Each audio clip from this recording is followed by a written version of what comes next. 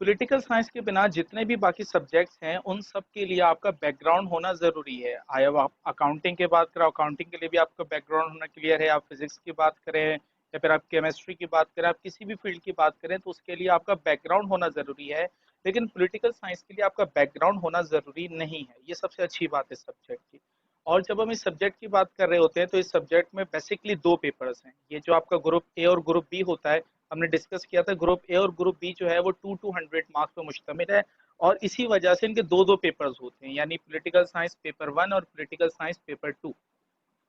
तो जब आप पॉलिटिकल साइंस का पेपर 2 कवर करते हैं तो वहाँ पे आप कॉन्स्टिट्यूशनल लॉ को भी ज़रा टच कर रहे होते हैं और पाकिस्तान अफेयर्स को भी टच कर रहे होते हैं। यानी अगर आप पॉलिटिकल साइंस पढ़ते हैं और पॉलिटिकल साइंस का पूरा सीएसएस का जो कोर्स है वो कवर करते हैं, तो आपको फ़ायदा ये होता है कि आप पाकिस्तान अफेयर्स को भी ज़रा सा टच कर रहे होते हैं और साथ ही साथ आप कॉन्स्टिट्यूशनल लॉ को भी थोड़ा सा टच करते हैं, यानी ओवरलैपिंग हो जाती है इन सब्जेक्ट की। और सबसे अच्छी बात, सबसे मज़े की चीज़, सीएसएस का अगर आपने पॉलिटिकल साइंस का कोर्स पढ़ लिया तो फिर आप पीएमएस यानी प्रोविंशियल मैनेजमेंट सर्विसेज, अब ये क्या होती हैं, क्योंकि मैंने मीटिंग में भी ये साथ रखा हुआ था, CSS/PMS रखा हुआ था। तो ये होती क्या है, जैसे ये सीएसएस जो है ये फेडरल लेवल पे, तो इसी तरह प्रोविंशियल जो सूबाई लेवल है, सूबाई लेवल पे भी इसी तरह की जॉब्स होती हैं, इसी तरह के डिपार्टमेंट्स होते हैं। जैसे Sindh public service commission, Punjab public service commission, यकीनन नाम सुने होंगे। इसको हम पीएमएस कहते हैं, यानी प्रोविंशियल मैनेजमेंट सर्विसेज कहते हैं। तो अगर आपने पॉलिटिकल साइंस सीएसएस का कोर्स पढ़ा है तो यही कोर्स चंद रद्दोबदल के साथ, और रद्दोबदल इतनी कम है कि हम उसको माइनर कह सकते हैं, बिल्कुल माइनर सी चेंजिंग्स के साथ ऑलमोस्ट यही कोर्स आपका उसमें यानी पीएमएस में भी चल जाएगा। तो अगर आप सीएसएस की तैयारी पॉलिटिकल साइंस की करते हैं तो समझें आपकी पॉलिटिकल साइंस की तो तैयारी हो ही, सीएसएस की तो तैयारी हो ही रही है, साथ में आपकी उस फील्ड की यानी सिंध पब्लिक सर्विस कमीशन या पंजाब सर्विस कमीशन या किसी भी सूबे का पब्लिक सर्विस कमीशन है उसकी भी तैयारी हो रही है। चलें विदाउट वेस्टिंग एनी टाइम शुरू करते हैं, बात का आगाज करते हैं। मैं स्क्रीन शेयरिंग की तरफ जा रहा हूँ। स्क्रीन शेयरिंग अभी आपकी स्क्रीन पर आएगी।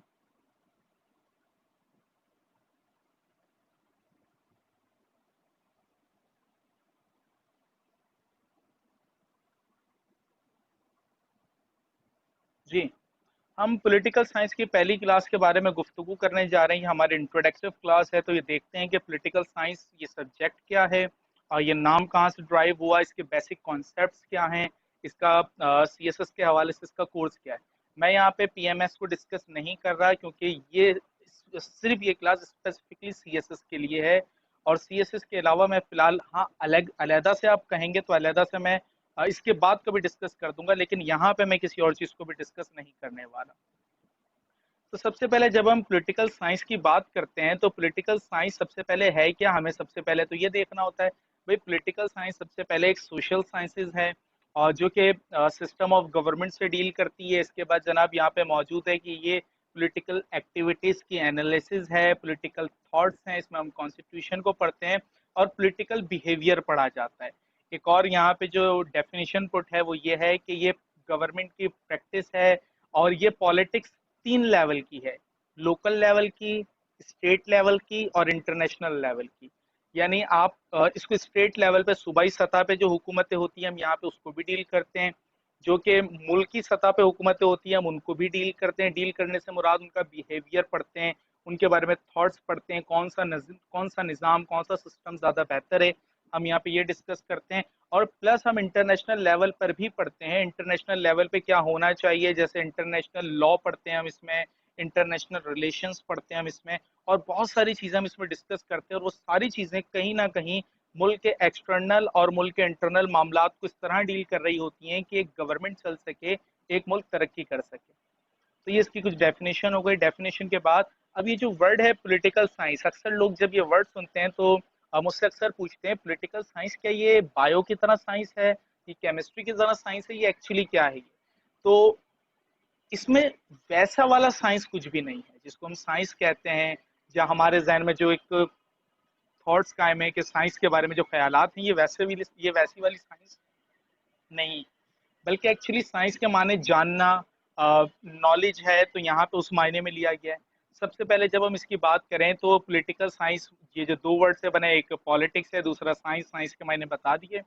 जो पहला वर्ड है पॉलिटिक्स, ये जब हम ग्रीक के पुराने दौरों की बात करते हैं, ग्रीक के स्टार्टिंग के डेज की बात करें, जब ग्रीक दुनिया भर में एक नाम रखता था, दुनिया भर से लोग ग्रीक, जिसको हम यूनान कहते हैं, यूनान में लोग इल्म सीखने के लिए आते थे। तो यूनान उस वक्त भी दुनिया से हजारों साल आगे था। उसकी टेक्नोलॉजी से मुराद वैसी वाली टेक्नोलॉजी मेरी मुराद नहीं है, बल्कि वो टेक्निक्स हैं जो उस दौर में वो लोग अप्लाई करते थे, वो थॉट्स हैं या वो चीजें हैं जिनके मुताबिक वो लोग अपनी लाइफ जीते थे। तो मेरे यहाँ टेक्नोलॉजी से मुराद ये है। तो वहां पे टेक्नोलॉजी जो थी या वहां पे जो टेक्निक थी स्टेट की, वो लोग इस तरह अलहदा से छोटे छोटे कबीले बना के नहीं रहते थे, बल्कि उन्होंने उस दौर में भी सिटी स्टेट्स कायम कर रखे थे, बाकायदा एक सिस्टम कायम कर रखा था। और वो जो उन सिटी स्टेट को पॉलिटिक्स कहते थे, देखिए आपके पास सामने इस वक्त नजर भी आ रहा है। तो वो जो पॉलिटिक्स था, उस स्लो स्लो स्लो स्लो जैसे जैसे दौर गुजरता रहा, पॉलिटिक्स के सिस्टम को चलाने को पॉलिटिक्स कहा जाने लगा। यानी कुल मिला के अगर हम पॉलिटिक्स की बात करें तो हमारे जहन में वो बहुत सारे थॉट्स जो है पॉलिटिक्स के बारे में, कि पॉलिटिक्स तो जनाब ये है, पॉलिटिक्स तो वो, एक्चुअली ऐसा कुछ भी नहीं है। बल्कि पॉलिटिक्स किसी स्टेट का, किसी जगह का सिस्टम चलाने का नाम है, इसको पॉलिटिक्स हम कहते हैं। अच्छा, कमेंट आ रहे हैं। अयाज, मैं आपके क्वेश्चंस का रिप्लाई बाद में करता हूँ, फिलहाल जरा सा यहाँ पे और डिस्कस कर लेते हैं, इसके बाद पॉलिटिक्स की बात करेंगे। वैसे पॉलिटिक्स जो है बेटा, ये हमारे ऑप्शनल सब्जेक्ट का हिस्सा है, हमारे कंपलसरी नहीं है। ये मैं अपने पिछला जो वेबिनार था उसमें ऑलरेडी डिस्कस कर चुका हूँ। तो पिछले मैं आपको ये भी रिकॉर्डेड है, ये भी रिकॉर्ड हो रहा है। रिकॉर्ड होने के बाद मैं आपको इनका लिंक्स भी दे दूंगा, ताकि आप अगर खुद देखना चाहें या किसी और फ्रेंड से शेयर करना चाहें तो आप कर सकें। तो मैं आपको इसका लिंक भी दे दूंगा, वीडियो रिकॉर्डेड वीडियो का। तो वहां पे जहाँ पे ये वीडियो मौजूद होगी, वहां पे हमारी पिछली जो एक वेबिनार की जो दो वीडियोस हैं, उसका लिंक भी मौजूद होगा, तो वहां से वो भी देख सकते हैं। तो चलें फिलहाल कंटिन्यू करते हैं। अच्छा जी, जब हम पॉलिटिक्स की बात करते हैं तो पॉलिटिक्स में दो चीजों को हमें पढ़ना बहुत जरूरी है, एक स्टेट, दूसरा गवर्नमेंट। क्योंकि इन दो के बिना पॉलिटिक्स हो ही नहीं सकती। इन दोनों के बिना स्टेट में पॉलिटिक्स होती है, और जो पॉलिटिक्स यानी निजाम चलाना, पॉलिटिक्स से मुराद मैंने कॉन्सेप्ट क्लियर कर दिया, पॉलिटिक्स से मुराद सिस्टम चलाना है। स्टेट का सिस्टम चलाया जाता है, और कौन चलाता है? गवर्नमेंट चलाती है। देखिएगा जरा, स्टेट का निजाम चलाना है, गवर्नमेंट निजाम चलाती है, तो इन दोनों चीजों को पढ़ना हमारे लिए बहुत जरूरी है। सबसे पहले हम स्टेट की बात करते हैं कि स्टेट होता क्या है। अच्छा भाई, जब हम मुल्क की बात करते हैं, कंट्री की बात करते हैं, मुल्क कंट्री वगैरह कहते हैं, लेकिन हम जब पॉलिटिकल साइंस पढ़े होते हैं, हम यहाँ पे कंट्री का वर्ड यूज नहीं करते हैं, हम स्टेट का वर्ड यूज करते हैं। कंट्री पहले कभी यूज हुआ करता था, लेकिन अब स्टेट यूज होता है। तो जब हम स्टेट की बात करते हैं तो चार ऐसे एलिमेंट है जिनके बिना कोई स्टेट हो ही नहीं सकता, इम्पॉसिबल है। इसके अलावा भी कुछ स्टेप्स, इसके अलावा भी कुछ एलिमेंट्स हैं, लेकिन ये चार बेसिक एलिमेंट्स हैं, इसके बिना इम्पॉसिबल है। सबसे पहली, आबादी। किसी भी स्टेट के लिए आबादी होना निहायत जरूरी है, बगैर आबादी के कोई स्टेट नहीं होगा। अच्छा, मैंने आगे फिर इसकी डेफिनेशंस भी लिखी हुई है, तो मैं जरा इसको यहाँ पे शॉर्टली डिस्कस कर रहा हूँ, फिर उसकी डेफिनेशन पे जाके जरा सा डिटेल में बता रहा हूँ। नंबर टू, टेरिटरी यानी इलाका होना बहुत जरूरी है। नंबर थ्री, गवर्नमेंट का होना बहुत जरूरी है, गवर्नमेंट नहीं होगी तो सिस्टम नहीं चलेगा। अगेन मैंने आगे इन सबकी डेफिनेशंस लिखी हुई हैं, आप चाहेंगे तो ये आपको प्रेजेंटेशन जो है ये पीडीएफ फॉर्मेट में मैं सेंड भी कर दूंगा, टेंशन ना लें। अगर कोई चीज़ नहीं भी समझ आ रही है स्क्रीन की वजह से, क्योंकि नेट अक्सर स्टूडेंट का अक्सर ऐसा होता है कि घर पे जो नेट चल रहा होता है वो बहुत ज़्यादा स्लो होता है, तो अगर कोई चीज़ ब्लर है या कोई चीज़ नज़र नहीं आ रही तब भी टेंशन ना लें, मैं आपको ये भेज दूंगा। इसके बाद चौथी चीज़ है इक़्तिदार आला। इक़्तिदार आला से मुराद, सॉवरेनिटी से मुराद एक ऐसी कुव्वत होती है, एक ऐसी ताकत होती है जो सबसे सुप्रीम होती है, सबसे बालातर होती है, सबसे बढ़कर होती है। उससे ऊपर कोई चीज नहीं हो सकती, उससे ऊपर कोई कानून नहीं हो सकता, उससे ऊपर कोई अथॉरिटी नहीं हो सकती, या फिर कोई उससे पूछ नहीं सकता कि तुम ये काम क्यों कर रहे हो या किस लिए कर रहे हो। उसको हम सॉवरेनिटी कहते हैं, या फिर उर्दू में हम इसको इक़्तिदार आला कहते हैं। अच्छा जी, तो सबसे पहले तो यहाँ पे पॉपुलेशन की बात हो गई। भाई पॉपुलेशन की जब हम बात करते हैं तो पॉपुलेशन, एक स्टेट जो है वो लोगों की कम्युनिटी है। लोग हैं तो स्टेट कहलाएगा, लोग नहीं होंगे तो स्टेट कैसे कहलाएगा? फिर तो मैदान कहलाएगा, बयाबान कहलाएगा। तो ये लोगों की पॉलिटिकल इंस्टीट्यूशन है। अच्छा भाई, एक चीज यहाँ पे बहुत इंपॉर्टेंट है, पहले ये समझा जाता था कि स्टेट में एक खास पैमाना या खास एक रेशियो रखा जाता था कि इतने लोग होंगे तो स्टेट कहलाया जाएगा, इससे कम लोग होंगे तो स्टेट नहीं कहलाया जाएगा, ये पहले कहा जाता था। लेकिन अब एक्चुअली ऐसा कुछ भी नहीं है। जरा इस डेफिनेशन को देखें, देखिए यहाँ पे लिखा हुआ है कि कुछ स्टेट्स बहुत ज्यादा छोटे भी हैं, जैसे स्विट्जरलैंड है। कनाडा की जब हम बात करते हैं, कनाडा एरिया वाइज बहुत ज्यादा बड़ा है, पॉपुलेशन वाइज इतना बड़ा नहीं है। लेकिन जब हम देखते हैं तो यहाँ पे स्विट्जरलैंड कनाडा की तरह छोटी आबादी वाले मुल्क भी हैं। लेकिन यहीं पे हम देखें तो चाइना है हमारे पास, इंडिया है, इसके अलावा और बहुत सारे मुल्क हैं जिनकी आबादी बहुत ज्यादा है। तो स्टेट की आबादी बहुत कम भी हो सकती है। एक मुल्क ऐसा भी है दुनिया का, मुझे नाम याद नहीं है उस मुल्क का क्या है, उसकी आबादी तकरीबन 1500 के लगभग थी, अब कोई 2000 के लगभग होगी। यानी इतने छोटे पैमाने पे भी स्टेट है और उसे एक्सेप्ट किया गया, तस्लीम किया गया। सबने नहीं किया, लेकिन चंद एक ने जरूर उसे एक्सेप्ट किया है।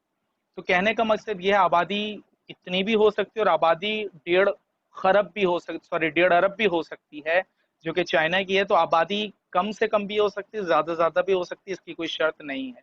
इसी तरह जब हम टेरिटरी की बात करें तो टेरिटरी भी बहुत कम भी हो सकती है, टेरिटरी बहुत ज्यादा भी हो सकती है। उसमें हवा भी शामिल है और उसमें समंदर भी शामिल है। अच्छा, समंदर कितना शामिल है, हवा कितनी शामिल है, ये फिलहाल अभी मैं डिस्कस नहीं कर रहा, वरना वीडियो, ये हमारी वेबिनार और ज्यादा लेंथी हो जाएगा। मैं चाह रहा हूँ कि इतना ज्यादा लेंथी ना हो कि आप लोग बोर हो जाए।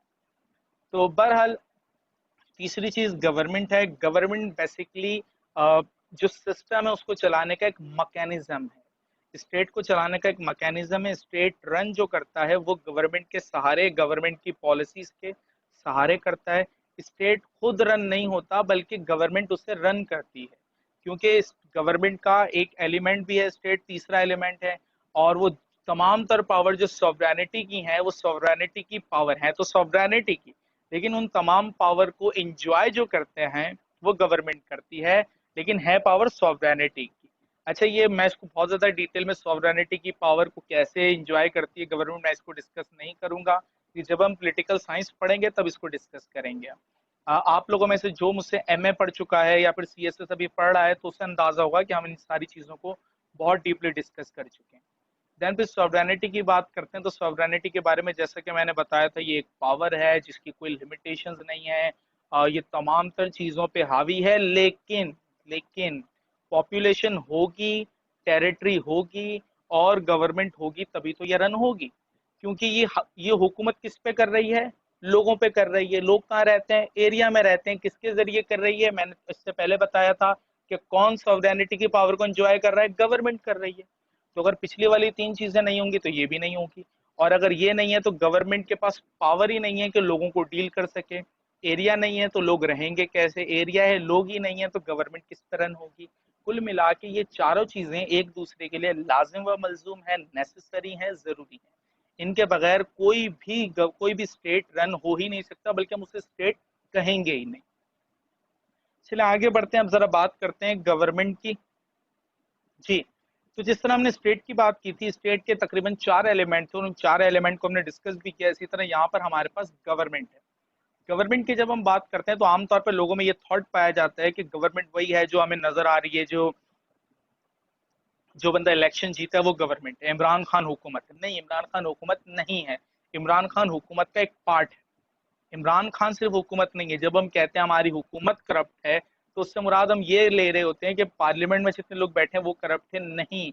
सिर्फ वो लोग गवर्नमेंट नहीं होते हैं। गवर्नमेंट क्या है, अब यही वो फर्क है जो एक आम बंदे में और आप लोगों में होने जा रहा है। एक आम बंदे के नजदीक गवर्नमेंट सिर्फ वो है जो हमें इमरान खान या जो हमें वजीर मिनिस्टर्स नजर आ रहे हैं, लेकिन अब आप लोग जानते हो कि गवर्नमेंट वो नहीं है। यानी अब आप दूसरे लोगों से सोच में जरा मुख्तलिफ हो चुके हो, क्योंकि अब आप जानते हो कि क्या चीज़ है। आम बंदा सुनी सुनाई बात करता है, लेकिन पॉलिटिकल साइंस का स्टूडेंट, और जो सीएसएस के लिए पॉलिटिकल साइंस पढ़े या एमए के लिए पॉलिटिकल साइंस पढ़े, तो पॉलिटिकल साइंस का स्टूडेंट जानता है कि एक्चुअली मामला क्या है, किसकी पावर्स कितनी है, कौन क्या कर सकता है, क्या अथॉरिटी है, क्या नहीं है। तो पॉलिटिकल साइंस का स्टूडेंट कभी हवा में तीर नहीं छोड़ेगा, कभी सुनी सुनाई बातें नहीं करेगा। ये आम बंदा करता है, पॉलिटिकल साइंटिस्ट कभी नहीं करता। तो अब हम देखते हैं कि गवर्नमेंट है क्या। तो सबसे पहले लेजिस्लेचर। आपने इस पाकिस्तान स्टडीज में पढ़ा होगा मुकन्नना। जब 1973 का या 62 का कॉन्स्टिट्यूशन पढ़ते हैं तो मुकन्नना को ही लेजिस्लेचर कहा जाता है। बेसिकली मुकन्नना या लेजिस्लेचर, इसका मतलब है वो इदारा जो कानून बनाते हैं। खैर मैंने इसको आगे डिफाइन भी किया है, तो मैं इसको यहाँ पे बहुत ज्यादा डिटेल में डिफाइन नहीं कर रहा, आगे बढ़ते हैं। दूसरा है एग्जीक्यूटिव। एग्जीक्यूटिव का मतलब आमिला, जिसको हम इंग्लिश में एग्जीक्यूटिव कहते हैं, उर्दू में आमला कहते हैं, और प्रैक्टिकल लाइफ में हम इसको कैबिनेट कहते हैं, काबीना कहते हैं। अब ये काबीना और कैबिनेट क्या है, कौन कौन लोग इसमें शामिल है, मैं अगली स्लाइड में ये बता भी रहा हूँ। और तीसरी चीज है जुडिशरी, जिसको हम उर्दू में कहते हैं अदलिया। तो चले नेक्स्ट स्लाइड की तरफ बढ़ते हैं जी। तो सबसे पहले जब लेजिस्लेचर की बात करते हैं, तो लेजिस्लेचर एक ऐसा इदारा है जो कानून बनाता है, कानून चेंज करता है, कानून मिटाता है। यानी मुकन्नना से मुराद यहाँ पे हम पार्लियामेंट कहेंगे, सही है। हम पाकिस्तान के रेफरेंस से बात करें तो पार्लियामेंट कहेंगे। मुकन्नना या लेजिस्लेचर को दुनिया भर में मुख्तलिफ नाम दिए गए हैं। जैसे पाकिस्तान उसे पार्लियामेंट कहती है, यूके उसे पार्लियामेंट कहती है, लेकिन जब अमेरिका की बात करें, अमेरिका उसे कांग्रेस कहती है। दुनिया भर की मुख्तलिफ ममालिक में मुख्तलिफ नाम है, लेकिन हम अभी फिलहाल पाकिस्तान के रेफरेंस से बात कर रहा हूँ, ताकि ये बात आपको ज्यादा बेहतर तौर पर समझ आ जाए। तो पार्लियामेंट हम कहेंगे। अच्छा, पार्लियामेंट से मुराद अपर हाउस लोअर हाउस दोनों है, यानी कौमी असम्बली और सेनेट दोनों को मिला के पार्लियामेंट कहा जाता है। Got it. यानी कौमी असम्बली और सेनेट जब इन दोनों को मिलाते हैं तब पार्लियामेंट कहा जाता है। ये बात याद रखिएगा, पार्लियामेंट को एक इदारा नहीं है बल्कि दो इदारे एक साथ मिलकर आते हैं। अच्छा, पार्लियामेंट का ये पावर है, पार्लियामेंट ये करती है कि कानून बनाती भी है, कानून को चेंज भी करती है, कानून को खत्म भी करती है, सही है। अब पार्लियामेंट ने कानून बना दिया, अब उसके बाद दूसरा काम आता है एग्जीक्यूटिव का, जिसको हम आमला आमला कहते हैं, और जिसको हम प्रैक्टिकल लाइफ में कैबिनेट कहते हैं, या काबीना भी उर्दू में कहा जाता है। ये बेसिकली वजीर आजम और उसकी टीम होती है, जिसको हम मिनिस्टर्स कहते हैं। मिनिस्टर्स होते हैं वजीर पानी और बिजली, वजीर दिफा, वजीर खारजा वगैरह वगैरह। ये जितने भी मिनिस्टर्स हैं ये कैबिनेट में आते हैं। अच्छा, इसका भी एक खास परसेंटेज होती है, कितने कौमी असम्बली से होंगे, कितने सेनेट से होंगे, ये खास इसकी परसेंटेज होती है। और इसके अलावा वो जैसे होम मिनिस्टर है, वजीर दाखिला है, उसके अंडर फिर लॉ एनफोर्समेंट एजेंसीज आ जाती हैं। वजीर दिफा है, उसके फॉरेन पूरी जो फॉरेन मिनिस्ट्री है वो सारी उसके अंडर आ जाती है। जितने भी कॉन्सुलेट हैं पाकिस्तान के दुनिया भर में, वो सारे फिर उसके अंडर में आ जाते हैं। कुल मिला के एग्जीक्यूटिव का काम वो तमाम तर रूल्स, वो तमाम तर लॉज, वो तमाम तर चीजें जो लेजिस्लेचर बना रहा है उसको इम्प्लीमेंट करना या इन्फोर्स करना, यानी नाफिज करना या जबरदस्ती तसल्लुत कायम करना, उनको जबरदस्ती उनको थोपना लेजिस्लेचर का काम है, क्योंकि इसके पास पावर है, मिलिट्री इसके अंडर में। लेकिन आपने कानून बना दिया, कानून को अप्लाई भी कर दिया, लेकिन अगर कानून की वायलेशन हो रही है तो अब क्या करें। तीसरे का काम वहां पे आता है जुडिशरी यानी अदलिया। अदलिया कौन होती है तो मुझे बताने की जरूरत नहीं। अच्छा, अदलिया इंडिपेंडेंट होती है, ना वो लेजिस्लेचर का पार्ट होती है ना एग्जीक्यूटिव का पार्ट होती है, ये इंडिपेंडेंट होती है। और ये उन लोगों को सजा देती है जो कानून को वायलेंट करते हैं, ठीक है। तो इसमें मैं बहुत ज्यादा भी डिटेल में नहीं जा रहा, क्योंकि और भी बहुत सारी चीजें हैं जी। पॉलिटिकल साइंस के पहले पेपर के बारे में बात करते हैं। पॉलिटिकल साइंस का हमारा पहला पेपर, दो पेपर है जैसे कि मैंने आपको बताया। देखिए 200 मार्क्स हैं पॉलिटिकल साइंस के। पहला पेपर जो 100 मार्क्स का है वो भी दो हिस्सों में डिवाइड है, 50-50 मार्क्स के दो हिस्सों में डिवाइड है। तो पॉलिटिकल साइंस के पहले पेपर के पहले 50 मार्क्स में दो हिस्से हैं। एक है वेस्टर्न पॉलिटिकल थॉट, जिसमें हमारे पास आप देख रहे होंगे प्लेटो, एरिस्टोटल, मिकावली, मॉन्टेस्क्यू, हॉब्स और अच्छी खासी तादाद है।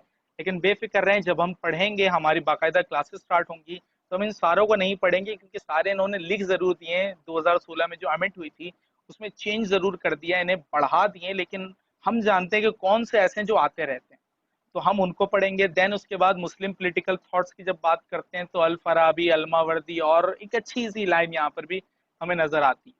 तो टेंशन ना लें, वैसे तो अगर कोई आम बंदा अपने ही तौर पे पढ़ने जाए तो इस लिस्ट को ही पूरे करते करते उसे 2, 2.5, 3 महीने आसानी से लग जाते हैं। और प्लेटो और एरिस्टोटल तो तकरीबन 1 से 1.5 महीना तो ये दो अकेले ही ले लेंगे आपका। देन मेकावली आता है, पूरे कॉन्सेप्ट हिला के रख देगा।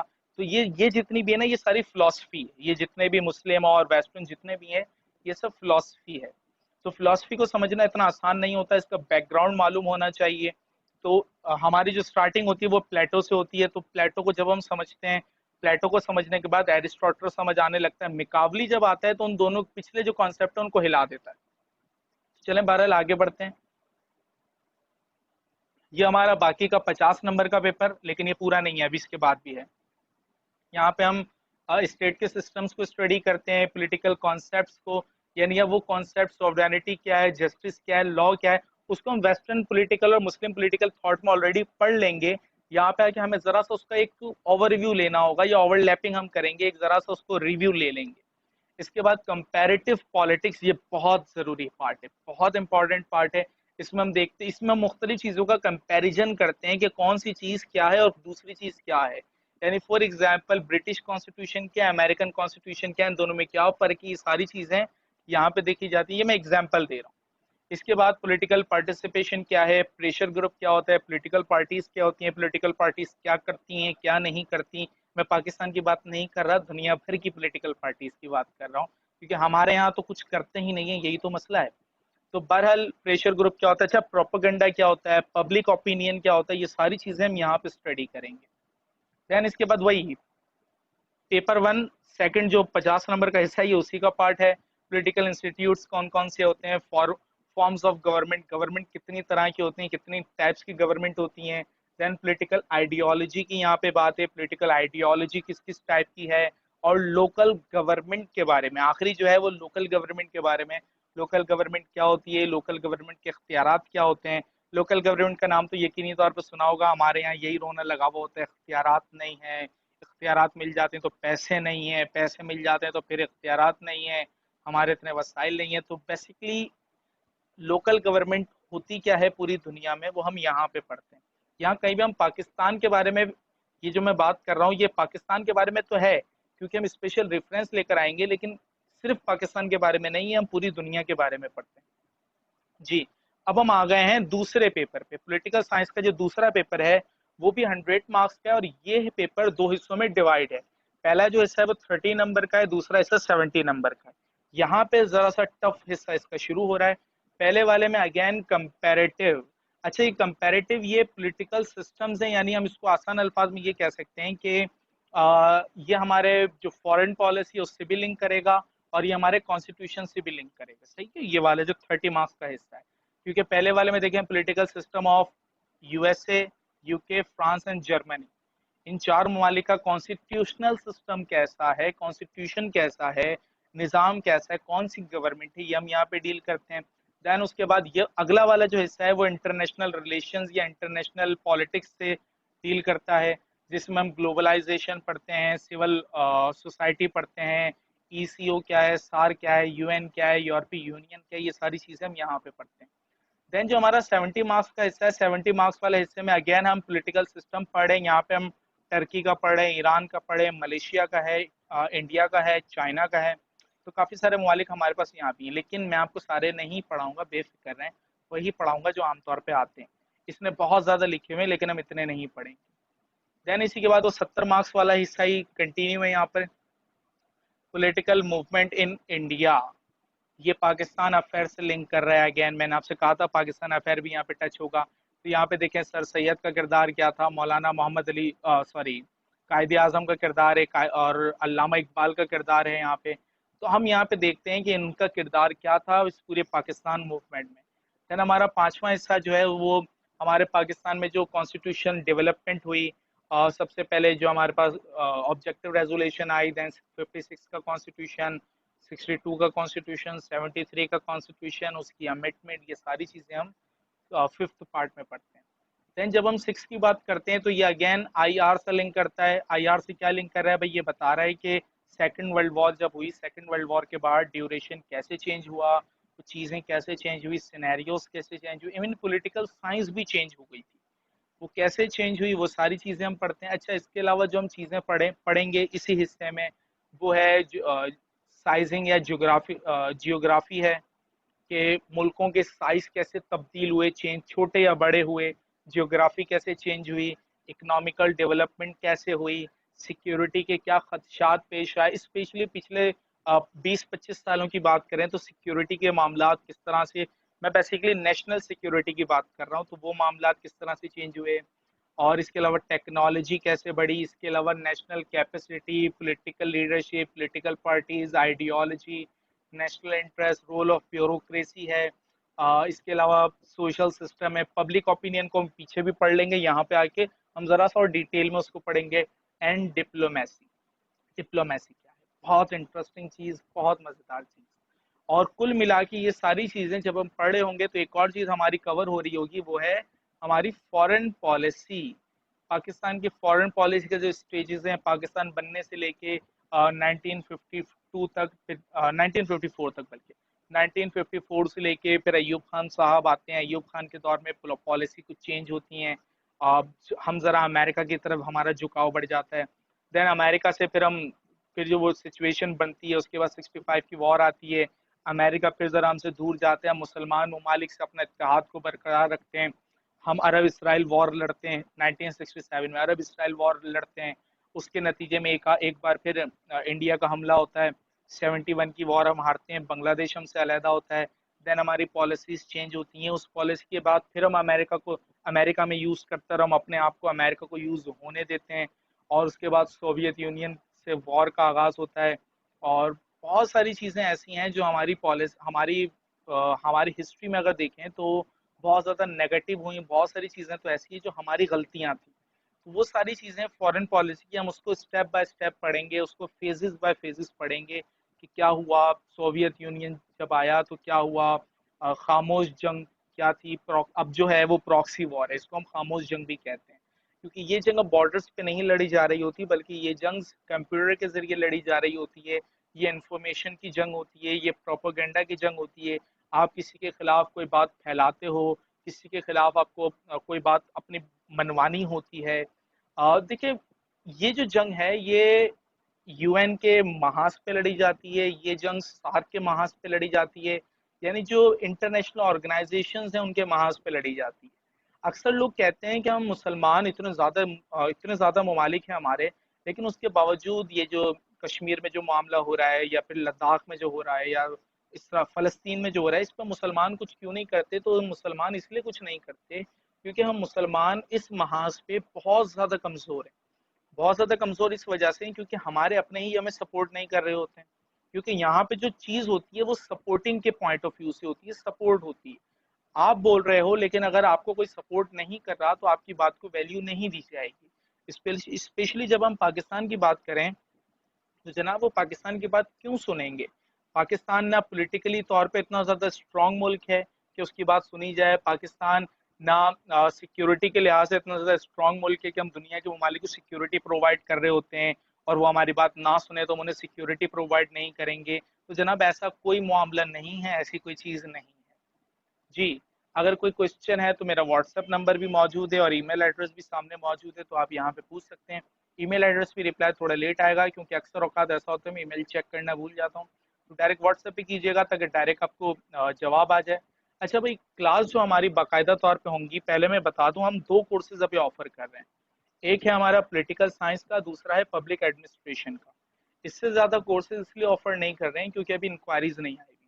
जब उनकी इंक्वायरीज आएंगी तो इंशाल्लाह हमारे करंट अफेयर है, पाकिस्तान अफेयर्स है, इसके अलावा कॉन्स्टिट्यूशनल लॉ है, और भी कुछ सब्जेक्ट्स हैं, उनको भी ऑफर किया जाएगा। और अगर ज़रूरत पड़ी तो दीगर ट्विटर्स भी यहाँ पे उनसे भी हेल्प ली जाएगी। तो फिलहाल अभी जिनकी इंक्वायरीज थी वो दो हमारे कोर्सेज ऑफर हैं। उन दो कोर्सेज में क्लासेस हमारी होगी वो तकरीबन 40-40 मिनट्स के हमारे सेशंस होंगे। तो आप या तो पर डे 2 सेशन या 3 सेशन होंगे, और उनके दरमियान 5 से 10 मिनट का ब्रेक होता है। यह आमतौर पे हमारा तरीकाकार होता है। तो ईद के बाद एग्जैक्टली अभी डे फिक्स नहीं है कौन से डे से स्टार्ट होगी।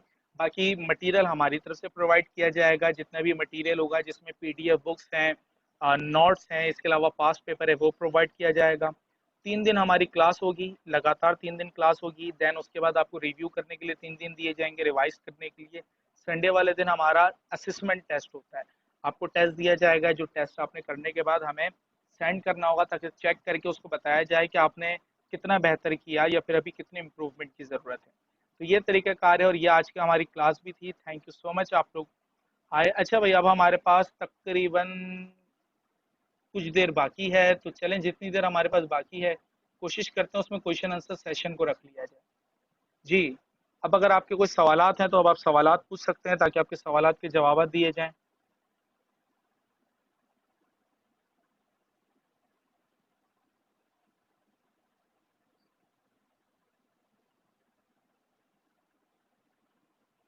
जी।